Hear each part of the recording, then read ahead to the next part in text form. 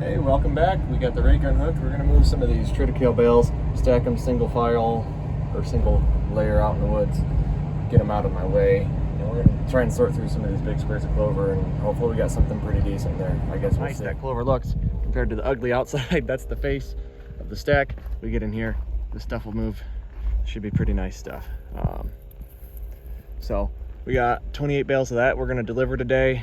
We're going to sort the top bales off, get them out of here. And those edge bales probably are gonna have to get sorted out too. See, this guy sounds really picky, which is what it is. But it sounds like even this little bit's too much a waste for him, which I get it. But as cheap as we're selling some of this, I still think you're coming out pretty good on it. But oh well, we'll have to pull primarily from this side of the stack because that's the better side. This, I know we can move to other people. It's still really good hay. To lose one slab ain't gonna matter. Now we get into those bales there, we're gonna discount them probably 10 bucks a bale or 15% off, whatever you want to call it. And to have less than 10% rot, you're still coming out 6% ahead if you can look past the rot. It really depends on the application. I'll go out and mow hay here soon, but man, that straw pile, it's getting smaller. Another 30 bales ready to go out. We got someone coming here soon. I think he's gonna take that bale of grass, clover, mostly grass, and then maybe try a bale or two of clover. I don't know, big squares or rounds. We're sorting out big squares for another customer. This stuff actually looks pretty good now that we're in the stack.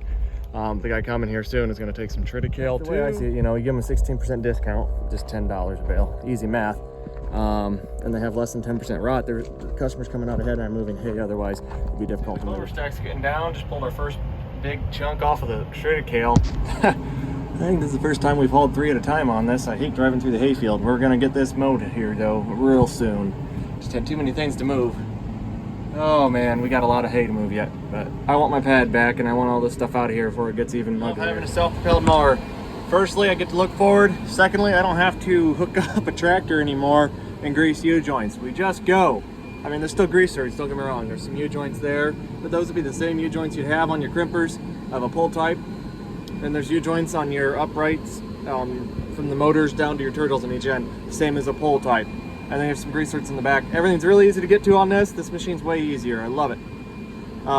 That tells you your tilt. We got a tape measure because we're doing grass, so I'm not just trying to scalp it like we do with alfalfa. You want to cut alfalfa short, grass you want to leave kind of high. We're going to run it like a 1. I don't know if you can see that.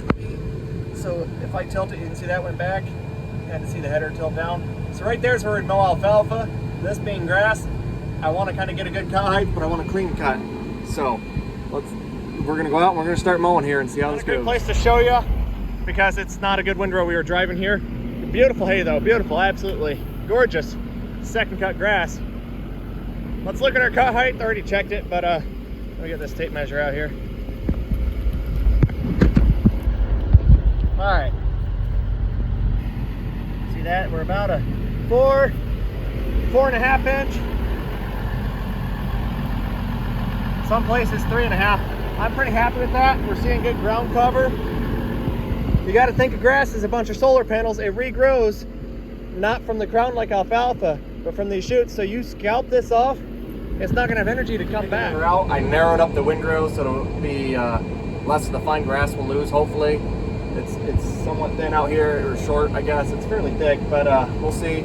But scalping this is the last thing you want to do on grass. Alfalfa regrows from the crown, stores the energy in the crown. You kind of scalp that off. It doesn't really affect regrowth. In some cases, I've heard it almost helps because then it starts all new growth points. I don't know. At least with grass, I do know for certain is you want to cut high, maybe even 4 inches a little low, but I'm happy with it. I want to be able to harvest some decent amount of tonnage here. I don't know if that extra inch is going to gain us a lot. I know I don't want to cut it 1 inch. I might raise it up a little bit as we go along. We'll see how it looks when we actually get into the real grass. But you want as much there to cover the soil and retain moisture. That's 1, and 2, for the plant to be able to harvest the sun and create energy and grow back. That's number 3. That's a big thing. The grass you want to leave high because it's how it grows back. It doesn't have a crown in the same sense of alfalfa is where it stores the energy. It stores energy in the base of the plant above ground. So you scalp it off, you're going to really be hurting your regrowth and maybe have a lot of kill. You know, it might actually almost start killing some of these plants if they don't handle that type of cutting very well. Timothy being one. I know Timothy doesn't handle a heavy cut schedule. It certainly doesn't like heat or dry or short cutting heights at aggressive cutting intervals. So I still want 3 cuts off this field. That's not going to change anything. I can't do anything about the rain or the heat, but I can cut higher and hope that helps. It certainly doesn't look like there's much there until you look at the windrow and like, holy cow, you got some nice hay here. Some really nice second cut grass. I think I'm going to widen this back out because there's nothing on these outside couple, and I'm like, oh, I'll taper it in so it'll be easier to rake. Now I think we got plenty. One thing I've never figured out on this mower, I put the flaps back in and didn't change anything, but it's like it misses. It has skips, like right here. You see how this isn't getting mowed? Right on the edge of the windrows. But it mows clean the rest of the cutter bar. It makes no sense. No sense, but oh well, I guess take what we get here. I don't know.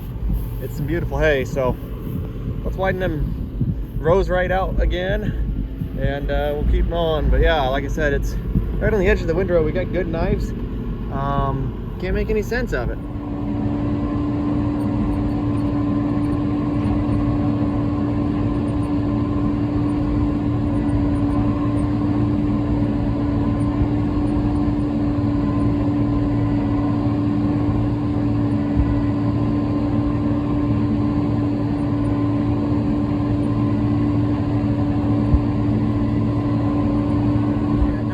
Like anything when you see it go into the front of the mower. Like it looks like I'm just out here mowing a freaking lawn. But then you look over, and those ain't massive windrows by any means, but I think 2 or 3 of them raked together will make a pretty nice row. I mean, for a second cut drought, considering this probably hasn't had an inch of rain on it in the last month, if even that. And we've had more than some other people nearby. I think it's done pretty well. Yeah, we're getting towards the end. We just got that small little corner to go yet. I can't believe how much there is out here, to be honest, and especially in the south side of the field, which I knew was thicker, but I mean, look at them big windrows. Should have maybe laid them a little wider, but oh well. It'll dry. We got plenty of time. It's a big dry spell we're in right now, and keeping a tighter windrow like this means I won't have to lose as much color, hopefully. All right, let's check out this stuff. It looks pretty nice to me. See how thin it is in these headlands? Probably didn't want to waste the nitrogen spreading, so I kept too far away from the property lines probably, and that's why we're not seeing much here. When we get in here, it's like, holy cow, these are actually some, they ain't monsters, but this is some good sized windrows right here. And it's just soft, pretty. I mean, beautiful hay. Let's hope we keep it that way, get it dried and in a bale, and it stays looking this nice. I'd be over the moon. I'm just really curious to see what this is going to yield. That's the biggest holdup I've had on grass this whole time, just comes back to tonnage. It's just easier to dry down, but you know, alfalfa you get more tons, probably better markets. But you know, grass is fun to make when you can make it and make it right. And this is already starting to dry on top a little, but I'm planning to let it sit plenty good, at least 3 days, and then we'll try and bale. No sense in getting anything too wet in the bale. We have all this hay on the ground, 19 acres, 18 acres, whatever we got here. I sure hope the parts for my rake come in soon and we can get it fixed, because we're gonna need it here in about 2 days. Today is now Tuesday. Whew.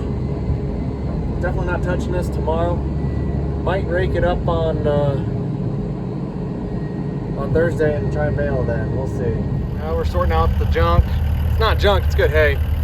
It's got a bad spot here or there, so if it's a bottom bale or whatever, this guy seems picky, so goods on the trailer. We got about 7 bale on.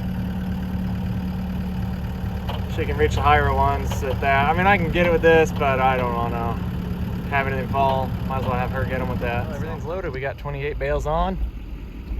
We had to sort a lot out. It's really wish I had a cab on my skid steer, because this dust, it sucks. But I hope he likes this hay, takes it all, and I don't have to bring any home. Back up, and then we're gonna get going here. Well, we just got 28 big squares sold. He was happy with them. I'm happy. They're gone. I got some more room at the barn, or at the lot, so that's really great too. So today, the one guy who came in, he got a couple big squares of triticale, a few round bales of clover. That's 32 big squares moved today, 34 round bales. So we're definitely moving some hay now.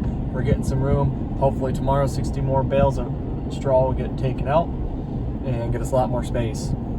I'll shuffle some big squares around, maybe unload a couple loads of small squares or sell a load or two. We got someone who's coming maybe Wednesday or Thursday, tomorrow or the next day, for some small squares. So hopefully we can just shuffle them right off a wagon, unload the rest, and really start moving some hay. It's a good feeling to start seeing cash flow in, because so far this year it's just been cash flow out, but we have a lot of inventory. That's the way you want to be, especially with what feels like we're in a pretty severe drought. We got 6/10 last night, but that's just a drop in the bucket compared to what we really need with how dry it's been and how hot it's been.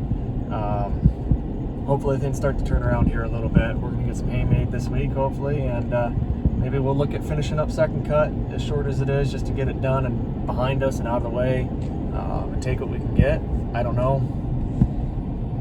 It's a tough call to make. Part of me just wants to be done so we can be done and not be looking at hay, ugly hay that ain't growing.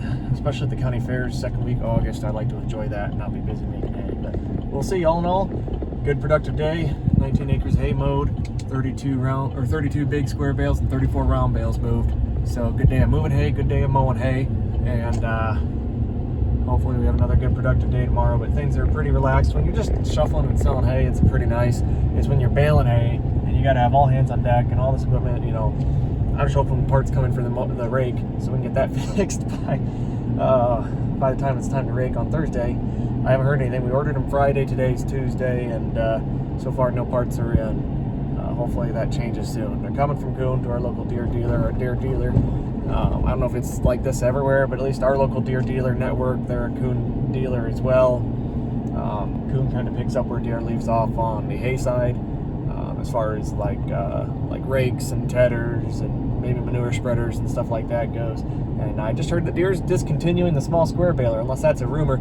I think it might partially be a rumor that they're discontinuing production of the small square baler in their Owatonna or whatever, the Iowa factory that's been making them. So one rumor I've heard is they're discontinuing small squares altogether.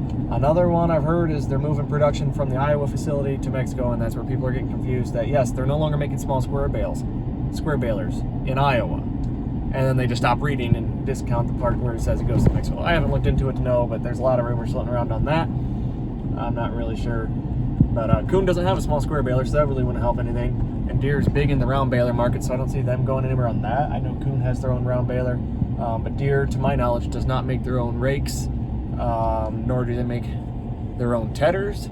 So that's, I think they kind of, some dealers, if they don't have the Coon backing, they'll do that through like Frontier, I think. I think Frontier is the brand. It's like they might make rakes for Deere. Not really sure on that.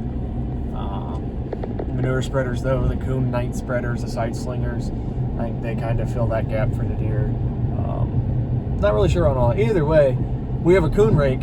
It needs, I hope, just the one part. I only ordered one part, so hopefully that fixes it. And I hope the part's in soon. But I have no idea when that's coming. So I guess we'll just cross our fingers and wait. I got some people I can call to borrow a rake or something, but hopefully we should just text them back. We'll have a rake.